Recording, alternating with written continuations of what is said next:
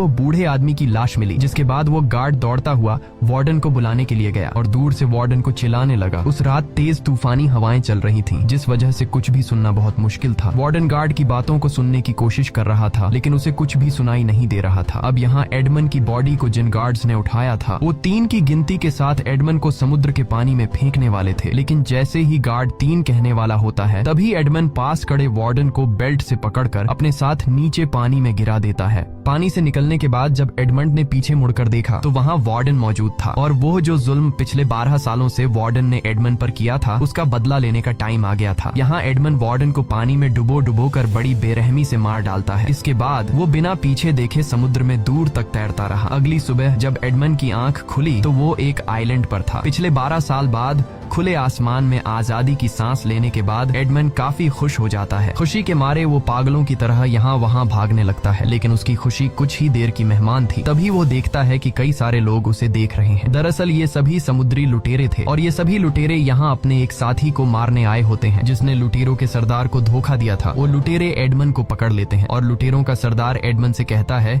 कि मैं तुम्हें जिंदा छोड़ दूंगा, लेकिन एक शर्त पर, तुम्हें हमारे एक गद्दार साथी के साथ लड़ना होगा, जिसे हम वैसे भी मारने वाले थे। अगर ये हमारा साथी जेकब तुमसे जीत गया तो वो हमारी टीम में वापस शामिल हो जाएगा, लेकिन अगर तुम जीत गए तो हम तुम्हें छोड़ देंगे। अब यहाँ एडमंड के पास कोई दूसरा रास्ता नहीं था, क्योंकि अगर वो इनकार करता तो लुटेरे उसे मार देते। इसलिए एडमंड जेकब से लड़ने के लिए मान जाता है। जल्द ही दोनों के बीच मुकाबला शुरू हुआ। जेकब तलवारबाजी में काफी माहिर था, लेकिन एडमंड के सामने वो ज्यादा देर तक टिक नहीं पाया, क्योंकि एडमंड ने यह सारी टेक्निक उस बूढ़े उस्ताद से सीखी थी। आखिर में एडमंड जेकब पर वार करके उसे जमीन पर गिरा देता है, लेकिन एडमंड उसे मारता नहीं, और एडमंड लुटेरों के सरदार से कहता है कि हम दोनों तुम्हारे लिए काम करेंगे, इस तरह से तुम्हारी टीम और भी मजबूत हो जाएगी, और मैं जेकब की जिम्मेदारी लेता हूँ कि आज के बाद यह तुम्हें कभी धोखा नहीं देगा। एडमंड की बात लुटेरों के सरदार को ठीक लगती है, और लुटेरों का सरदार एडमंड की रहमदिली से काफी इम्प्रेस हो जाता है। यहाँ जेकब भी कसम खाता है कि आज के बाद मैं अपनी पूरी जिंदगी तुम्हारी गुलामी करूंगा। इसके बाद ये सभी शिप के जरिए फ्रांस की तरफ निकल पड़ते हैं। रास्ते में लुटेरों का सरदार एडमंड के लंबे बाल और दाढ़ी को देखकर उससे कहता है कि तुम यहाँ कैसे आए और तुम्हारे साथ क्या हुआ है, जिस पर एडमंड उसे अपनी पूरी कहानी सुना देता है। एडमंड की पूरी कहानी सुनने के बाद लुटेरों का सरदार एडमंड की तकलीफ समझ पाता है और एडमंड को आजाद कर देता है ताकि वो अपना बदला ले सके। यहाँ जेकब भी एडमंड के साथ आता है, क्योंकि एडमंड ने उसकी जान बचाई थी। इसके बाद एडमंड सीधे उस कंपनी के मालिक के पास गया, जहाँ आज से 13 साल पहले एडमंड काम करता था, लेकिन 13 साल बाद अंदर जाकर वो देखता है कि सब कुछ बदल चुका है, और अब एडमंड भी पूरी तरह से बदल चुका था। इसलिए कंपनी का मालिक भी उसे नहीं पहचान पाता। ये वही कंपनी का मालिक है जिसने 13 साल पहले एडमंड को शिप का कैप्टन बनाया था। यहाँ एडमंड भी इस कंपनी के मालिक को अपना नाम मोंटे क्रिस्टो बताता है, और इस कंपनी के मालिक से कहता है कि मैं एडमंड का दोस्त हूँ और मैं एडमंड के फैमिली के बारे में जानना चाहता हूँ। यहाँ वो बूढ़ा आदमी एडमंड से कहता है कि एडमंड को नेपोलियन का साथ देने पर उसे देश का गद्दार माना गया, और जब यह खबर एडमंड के पिता को मिली तो एडमंड के पिता ने खुद को फांसी पर चढ़ा दिया। यह सुनकर एडमंड को काफी गहरा सदमा लगा। एडमंड उसे पूछता है कि एडमंड पर देश की गद्दारी का इल्जाम किसने लगाया था, जिस पर वह बूढ़ा आदमी जवाब देता है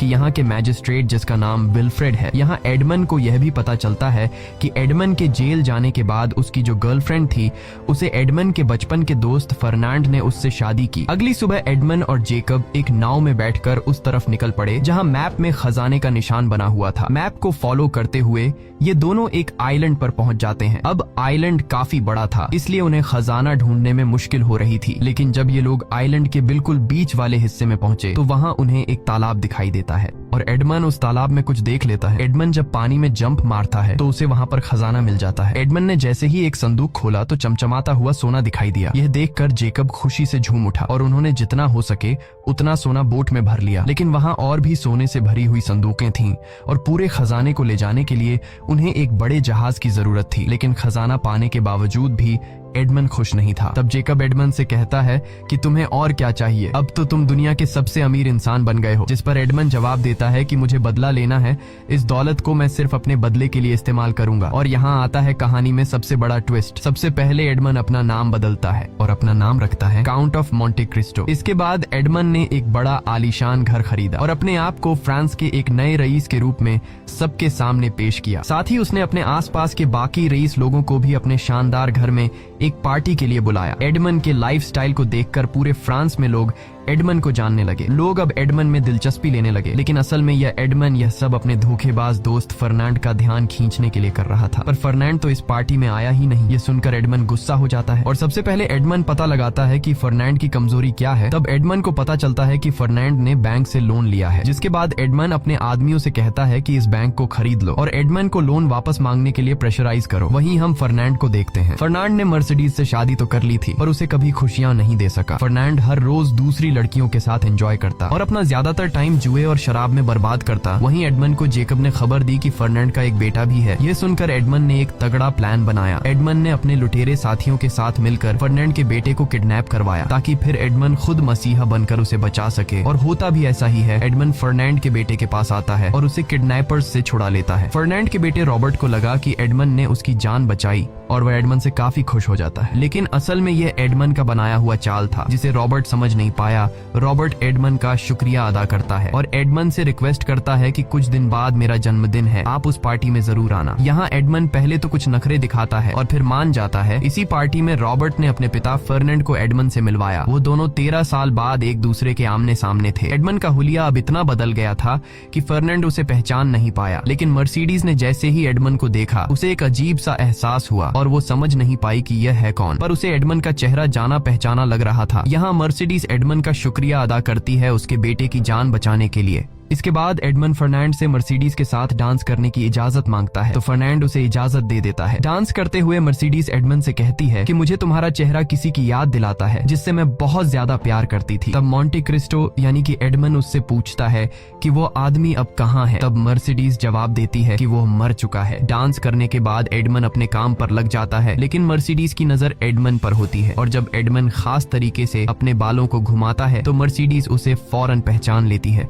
क्योंकि यह एडमन की पुरानी आदत थी। कुछ देर बाद यहाँ मैजिस्ट्रेट विलफोर्ड भी आ जाता है। ये वही आदमी था जिसने नेपोलियन के झूठे इल्जाम में एडमन को जेल भेजा था। एडमन ये जानता था कि फर्नांड को पैसों की सख्त जरूरत है, इसलिए मौके का फायदा उठाते हुए एडमन सीधा फर्नांड और विलफोर्ड के पास जाता है और उन दोनों के सामने बढ़ा चढ़ाकर बोलने लगता है कि मुझे एक जगह बहुत ही बड़ा खजाना मिला है और कल मेरा ढेर सारा सोना जहाज के जरिए आने वाला है। एडमन विलफोर्ड से कहता है कि तुम एक मैजिस्ट्रेट हो और मैं जानता हूँ कि यहाँ की पुलिस तुम्हारे कंट्रोल में है, इसलिए तुम बड़ी आसानी से पुलिस के पकड़े जाने से पहले ही मेरा सोना बचा लोगे। इसके बाद एडमन फर्नांड से कहता है कि सोने को मेरे घर तक पहुँचाने की जिम्मेदारी तुम्हारी है और इस काम के बदले में तुम दोनों को तुम्हारे हिस्से का सोना दे दूंगा। ये सुनकर विलफोर्ड और फर्नांड बहुत खुश हो जाते हैं और ये काम करने के लिए मान जाते हैं। एडमन की बातें सुनने के बाद विलफोर्ड ने फर्नांड के साथ मिलकर एक प्लान बनाया, जिसमें वो एडमन का खजाना यहाँ आने से पहले ही लूट लेंगे और फिर सारा सोना हमारा हो जाएगा। यहाँ फर्नांड कहता है कि इस काम को अंजाम देने के लिए एक आदमी है जो हमारी मदद कर सकता है। दरअसल फर्नांड रेड की बात कर रहा था। यह वही रेड है जो आज से 13 साल पहले एडमन के शिप का कैप्टन बनने से खुश नहीं था और अब वही 3 लोग फिर से मिल चुके थे जो 13 साल पहले एडमन को झूठे केस में फंसाकर जेल भेज चुके थे। लेकिन अब उन्हें पता नहीं था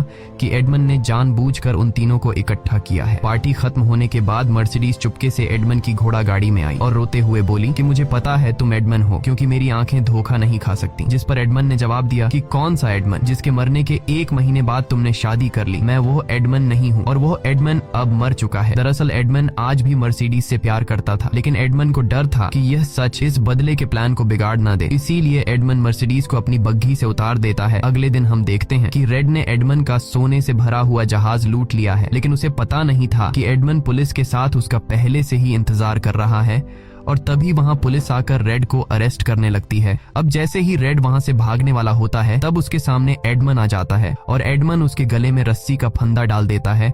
रेड को मारने से पहले एडमन उसे अपना चेहरा दिखा देता है ताकि उसे याद तो आ जाए कि वो किस गुनाह के लिए मरा है। अब एडमन का अगला टारगेट था मैजिस्ट्रेट विलफोर्ड, क्योंकि मैजिस्ट्रेट विलफोर्ड के एडमन पर गद्दारी के इल्जाम की वजह से एडमन के पिता ने अपनी जान ले ली थी और साथ ही साथ एडमन को पिछले 13 सालों से जेल में रहना पड़ा। इसके बाद एडमन सीधा मैजिस्ट्रेट विलफोर्ड के पास जाता है और उसे कहता है कि क्या तुमने मुझे पहचाना? तब विलफोर्ड उसे पहचानने से इनकार कर देता है, जिसके बाद एडमन उसे अपनी सारी सच्चाई बताकर कहता है कि मैं एडमन हूँ जिसे तुमने आज से 13 साल पहले एक झूठे केस में फंसाया था।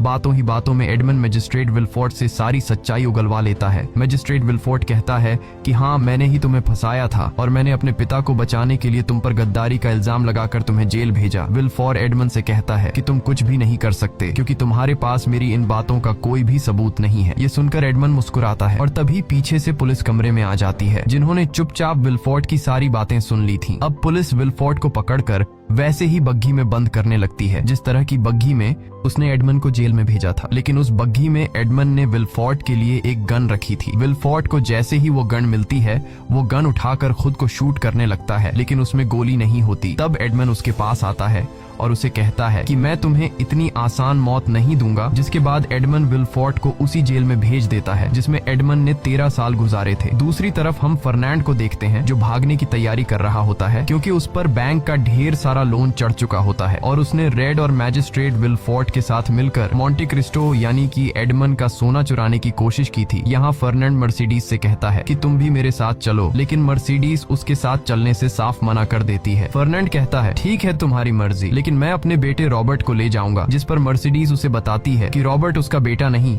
बल्कि एडमंड का बेटा है। मर्सिडीज कहती है कि यही वजह थी कि एडमंड की मौत के बाद मैं इतनी आसानी से तुमसे शादी करने के लिए तैयार हो गई। ये सुनकर फर्नांड को बहुत गुस्सा आता है और वो अकेला ही निकल पड़ता है। वो सीधा उस जगह पर जाता है जहाँ पर उन्होंने एडमंड का खजाना चुराकर छुपाया था। लेकिन वहाँ जब फर्नांड संदूक खोलकर देखता है तो संदूक में सोने की जगह मिट्टी रखी होती है और जब फर्नांड दूसरा संदूक खोलता है तो उसमें एक शतरंज का राजा रखा होता है। यह वही शतरंज का राजा था जो कभी फर्नांड ने एडमंड को दिया था और यह देखकर फर्नांड समझ जाता है कि एडमंड अभी भी जिंदा है। तभी पीछे से एडमंड भी आ जाता है और एडमंड अपने पुराने रूप में होता है, जिसे देखकर फर्नांड उसे पहचान लेता है कि मैं जिसे मोंटे क्रिस्टो समझ रहा था वो असल में एडमंड है। इसके बाद उन दोनों के बीच फाइट हो जाती है और बड़ी आसानी से एडमंड फर्नांड की तलवार नीचे गिरा देता है और जैसे ही एडमंड फर्नांड को मारने वाला होता है तभी बीच में फर्नांड का बेटा रॉबर्ट आ जाता है और कहता है कि मैं अपने पिता को ऐसे मरने नहीं दूंगा। मौके का फायदा उठाते हुए फर्नांड जल्दी से अपनी बंदूक में गोली भर लेता है। तभी मर्सिडीज भी वहां पहुंच जाती है और वह अपने बेटे रॉबर्ट से कहती है कि तुम्हारा पिता फर्नांड नहीं बल्कि एडमंड है। यह सुनकर एडमंड और रॉबर्ट दोनों हैरान रह जाते हैं। मर्सिडीज बताती है कि आज से 13 साल पहले जब मैं एडमंड के साथ रिलेशन में थी तब एडमंड के जेल जाने से 1 महीने पहले मैं प्रेग्नेंट थी और यही वजह थी कि मैंने एडमंड के जेल जाने के बाद फौरन फर्नांड से शादी कर ली, क्योंकि अगर उस वक्त मैं फर्नांड से शादी नहीं करती तो बिना हस्बैंड के प्रेग्नेंट होने पर लोग मुझे बहुत बुरा भला कहते। ये सुनकर एडमंड बहुत खुश हो जाता है क्योंकि उसे मर्सिडीज और उसका बेटा वापस मिल जाते हैं। अब यहाँ एडमंड फर्नांड से कहता है कि तुम यहाँ से चले जाओ, मैंने तुम्हें माफ कर दिया। लेकिन फर्नांड कहाँ मानने वाला था। वो एडमंड से कहता है कि मेरी बंदूक में एक ही गोली है और इस एक गोली से मैं तुम्हें ऐसी जगह मारूंगा जहाँ तुम्हें बहुत तकलीफ होगी। ये कहकर फर्नांड अपनी बंदूक मर्सिडीज पर तान देता है और जैसे ही फर्नांड मर्सिडीज को मारने वाला होता है तभी जेकब तेजी से फर्नांड की तरफ चाकू फेंकता है, जिससे फर्नांड का निशाना चूक जाता है और गोली मर्सिडीज के कंधे पर जा लगती है। अब फर्नांड वहां से भागने लगता है क्योंकि उसकी बंदूक में एक ही गोली थी। तब एडमंड भी उसका पीछा करता है और उन दोनों के बीच फाइट होने लगती है। ये फाइट काफी देर तक चलती है, लेकिन आखिर में एडमंड फर्नांड को मार देता है। अपने बदले की आग बुझाने के बाद एडमंड अपनी वाइफ मर्सिडीज और अपने बेटे रॉबर्ट को लेकर उसी आइलैंड पर जाता है जहाँ की एक जेल में उसने 13 साल गुजारे थे। वहां एडमंड अपने बूढ़े मास्टर को याद करता है और अपने मास्टर की इच्छा के मुताबिक तलवार वहीं छोड़कर कसम खाता है कि आज के बाद मैं अपनी सारी दौलत अच्छे कामों में लगाऊंगा।